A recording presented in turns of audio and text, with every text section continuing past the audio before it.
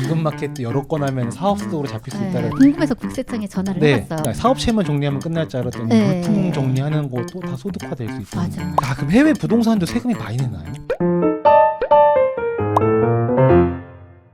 자, 저희가 매년 5월, 6월이면 이제 원장님들도 세무사님도 정말 바쁘시지 않습니까? 맞아요. 저희가 벌써 이렇게 종합소득세 신고를 다 끝내고 네. 납부 다 잘하셨죠? 네, 그럼요. 네, 여러 가지 에피소드들이 많았을 것 같은데 네네. 어떤 재미난 재미나기라기보다는 좀 특별한 네네. 사례가 어떤 게 있었나요? 2, 3년 전부터 시장이 급변하고 있다는 걸 많이 느끼긴 했는데 이번에는 이제 급변한 거를 저만 느끼는 게 아니라 주변에서도 많은 대표님들도 다 실감하겠구나라고 이제 느꼈던 부분인데요. 두 가지만 가지고 와봤어요. 네네. 네, 올해 제가 작년 23년도 기속소득세를 신고할 때도 중고 시장에서 판매한 게 이게 소득세로 과세되는 게 맞아요라는 질문을 여러 건을 받았었어요. 중고 시장에서 판매한 걸 소득으로요? 네. 그래서 그거를 예를 들면 우리 뭐 중고 나라, 네. 뭐 크모, 당근마켓, 네, 당근마켓, 여러 가지 이제 플랫폼들이 있는데 네. 거기를 통해서 내가 중고 물품을 판매를 한 거는 과거에는 과세소득으로 잡기 힘들었거든요. 그 생각도 안 해봤는데 그걸 생각도 안 소득으로 볼 해봤죠. 거라는 거. 네. 근데 그게 반복적으로 발생하는 경우에 플랫폼 사업자들이 그걸 국세청에 그 자료를 내려줘서 국세청에서 그거를 사업소득으로 일단은 고지하고 봐요. 안내문에서 보신 것처럼 고지라는 그래요? 개념보다 안내문에 당신 사업소득 있으니까 신고하세요. 라고. 아니 그래요? 네. 아니 저는 이제 아기가 어려요. 네네. 둘째가 이제 돌 됐거든요. 그러다 보니까 육아용품 이제 정리할 때 거의 일주일에 한 개씩 정리해요. 맞아요. 그렇게 한 10번 했거든요. 네네. 그 근데 건수는 해당이 될 것 같은데 아마 금액이 크지 않아서 안내가 안 됐을 수도 있어요. 제가 요게 궁금해가지고 네. 저희 이제 주변 지인분 중에 이런 스튜디오를 운영하시다가 네. 사업장을 정리하시다 보니까 이제 고가의 장비가 나오신 거예요. 그래서 네네. 그 고가의 장비를 이제 그런 플랫폼 통해서 매도를 했는데 네. 건수가 많지는 않았어요. 뭐 어느 쪽에서 뭐 어떤 플랫폼에서 7건, 네. 어떤 플랫폼에서 9건. 많다고 하면 많을 수 있는 건수긴 하죠. 네. 근데 이 건수가 이제 국세청에 내려왔고 네. 그 이제 그 플랫폼 사업자들이 내려서 보내줬다고 하더라고요. 네. 그리고 금액이 크겠죠. 아무래도 고가 제품들이니까.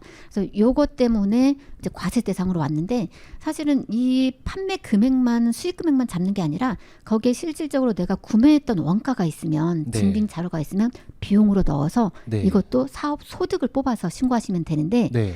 그런 경우도 있어요. 이 내가 고가의 물품을 누군가한테 받았어요. 나도 중고로 받은 거죠. 네네. 그러다 보니까 원가가 없는 거예요. 오. 근데 이 아까 그 지인분 같은 경우에는 기존에 그 사업장을 운영하던 게 대표님이 따로 계셨고 네. 거기 근로자로 있다가 폐업하면서 그 상품을 무상으로 받으신 거죠, 사실은. 네네. 그래서 무상으로 받을 때는 뭐 그럴 수 있지, 근데 사실. 증여세 문제가 있는 것도 아니고 뭐 네, 소득세 네, 문제가 네. 있는 것도 아니고 해서 받았는데 네. 그걸 중고 물품을 팔다 보니까 포착이 돼서 과세를 하겠다. 근데 포착이라고 하시는 게 되게 갑자기 무서워지네요. 그래서 네. 제가 궁금해서 국세청에 전화를 네. 해봤어요. 어떻게 그러셨구나. 이게 확인이 됐느냐 네네. 물어보니까 그 플랫폼 사업자들한테 자료가 내려온다고 하더라고요. 그 자료는 기준이 없는 거예요. 여러 건수가 많다. 아니면 고가다. 건수가 많다는 건 또 이제 그 플랫폼 사업자들이 판단을 해서 내려보내는 거니까 네. 국세청에서는 그분들이 내려온 거를 이렇게 안내를 할 수밖에 없다. 이렇게 얘기를 하시더라고요. 근데 그 대표님 같은 경우는 어쨌든 취득 원가가 없다 보니까 네. 고스란히 그냥 사업소득으로 다 과세가 된 케이스였어요. 그렇죠. 아니 그 취득 원가도 사실 영수증 그거 몇 년 지난 것도 어떻게 갖고 있겠으며. 되게 놀랍네요. 네. 아니 당근마켓 여러 건 하면 사업소득으로 잡힐 수 있다는 건 처음 맞아요. 듣는 얘기고. 아니 근데 우리가 자영업을 하다 보면 이게 지금 막 카메라 스튜디오 뭐 이런 얘기를 해주셨지만 음식점을 하다가 정리하는 경우도 있고 그쵸. PC방을 하다가 정리하는 경우도 있잖아요. 그때도 재고자산 다 이렇게 정리하잖아요. 맞아요. 그럼 그런 것도 다 소득으로 보는 건가요? 이제 사업자가 그런 재고자산을 정리할 때에는 저희가 마지막에 부가세를 부가세 때 매출 신고를 하게 되어 있어요. 어떤 매출이냐면 제3자한테 판매하는 게 아니기 때문에 그 수입 금액은 아니지만 자가 공급 개념으로 부가세 신고를 하게 되어 있거든요. 그래서 폐업 시 잔존재화라고 해서 부가세 신고를 한번 하게 되어 있어요. 그럼 거기까지는 괜찮은데 부가세 뭐 일부 우리가 중고 시세에 반영해서 부가세 재고자산 내가 취득했던 가액으로 부가세를 추징하는 거죠. 이거는 과세 사업에 사용하라고 부가세 공제를 해줬더니 못 팔고 과세 사업에 사용 더 이상 못 하니까 남은 잔존 가치에 대해서 마지막으로 부가세 내라 하고서 이제 정리를 하게 되는데 이 상태에서 이게 뭐 폐기를 했거나 이러면 상관이 없는데 그걸 중고 시장에서 다시 되판다 그러면 네. 이제 수입 금액에 잡힐 수 있는 거죠.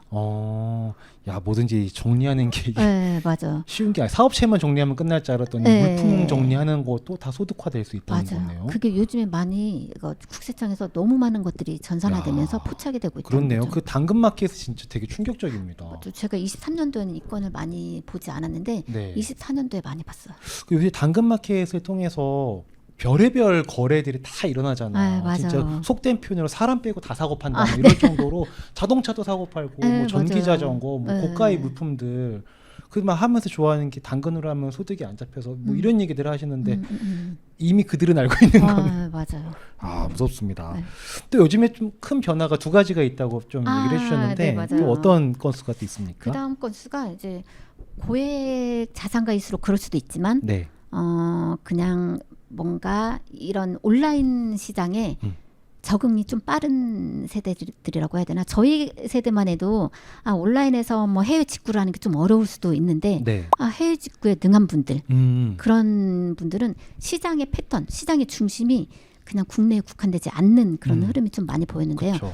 제가 사실 이제 해외 주식에 대해서 저희가 해외 주식 투자 주식을 국내 상장사에서만 사지 않고 증권사에서만 사지 않고 국외에 직접 투자를 해서 이제 네. 해외 주식 투자하는 경우가 제가 한 15년도 16년도부터 그런 케이스가 많이 있었는데 그게 이제는 엄청 일반화가 많이 돼서 매년 5월이면은 해외 주식 양도소득세를 저희가 신고를 해야 되는데 네. 그 케이스가 굉장히 많이 늘었고 그렇게 주식 투자뿐만 아니라 이제 보험 상품도 해외 보험, 우리가 이제 역외 보험이라고 부르는데 보험 상품을 또 국내 보험뿐만 아니라 해외 보험 상품을 가입하시는 분들도 많이 늘었고 네. 또 하나는 이제 국외 부동산 네, 투자하시는 분들도 많더라.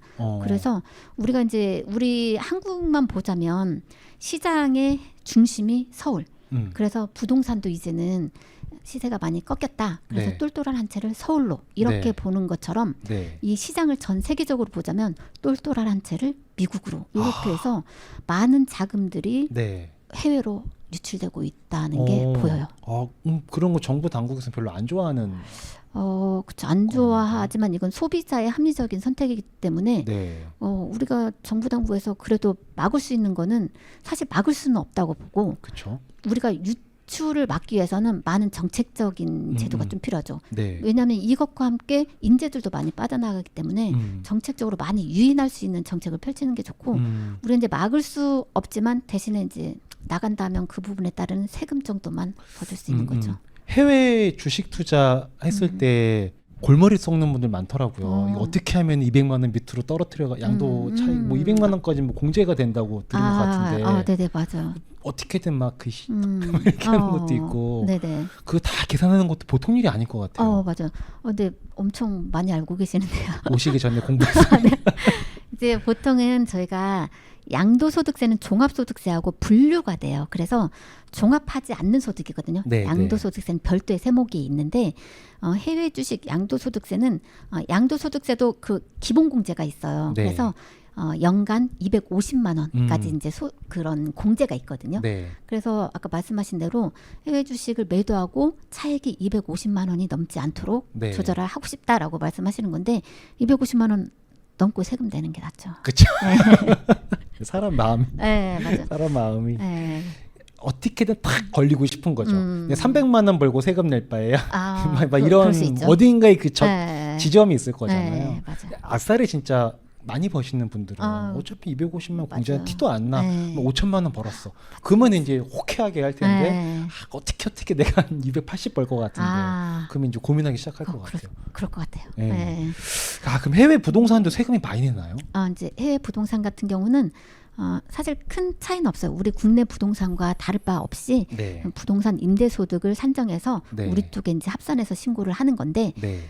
이 전제 조건은 모두가 다 국내의 거주자라고 간주하는 거거든요. 네. 이제 거주자, 비거주자 판단을 해서 국내에 연간 183일 이상 거주하거나 아니면 내가 해외 나가 있더라도 내가 부양을 하는 생계 가족들이 국내에 거주하고 있거나 그러면 이제 저희가 거주자로 보고 소득세를 국내에서 이제 모든 전 세계의 소득을 합산해서 신고를 해야 되는데 네. 그럼 똑같죠. 미국에서 부동산 임대 소득이 발생해도 네. 내가 거주자면 국내 사업 소득과 합산을 하게 되는데 미국에서도 한번 소득세 신고 개념이 있어요. 네, 4월 네. 30일까지 네. 우리보다 좀 빨라요. 네. 그래서 거기에서 신고한 이제 그렇게 되면 미국에서는 비거주자 입장에서 소득세 신고 양식을 제출해서 세금을 내고 미국에서 한번 내고 네. 우리 쪽에 합산이 되는데 이중과세 되지 않도록 저희가 네. 외국 납부세 공제 제도를 둬요. 그래서 음. 국외에서 납부한 세금은 차감해서 국내에서 합산해서 신고를 하더라 이렇게 오, 되는 거죠. 합리적이네요. 네, 합리적이긴 한데 네. 결론은 둘 중에 어느 나라인지 큰 세율 적용받는 데서 세금을 결국은 정산이 되는 거죠. 아하. 일단 높은 세율을 적용받게 된다. 네, 맞아요. 보통 우리나라가 높아요? 미국이 높아요? 전반적으로 임대소득은? 봤을 때는 이제 합산되는 거에 따라 다른데 네. 국내에 다른 소득들이 더 있다 보니까 네. 미국에서는 부동산 임대에 대한 소득만 하기 때문에 그렇겠네요. 낮은 세율로 적용받았지만 국내에 네. 와서 다른 소득하고 합산되면서 네. 높은 세율 적용받으면서 사실 이제 국외소 외국 납부세 공제를 받고 나머지 차액에 대해서 국내에서 더 높은 세율만큼 추가로 더 내게 되는 구조로 되죠. 그렇겠네요. 네. 저는 든든합니다. 나중에 네. 해외 부동산 사더라도 네. 서정화 세무사님의 세금 정리 다 해주실 것 같으셔가지고. 제가 세금 정리를 해드리긴 힘들지만 네. 그래도 이제 과태료 대상이 되지 않게 여러 가지 절차들은 확실히 해드려야 되죠. 좋습니다. 지금도- 오늘 근데 충격은 진짜 당근마켓이었습니다. 네, 네. 여러분 당근마켓 조심하셔야 됩니다. 네. 자, 오늘 영상 이 정도로 정리하도록 하겠습니다. 감사합니다. 네, 감사합니다.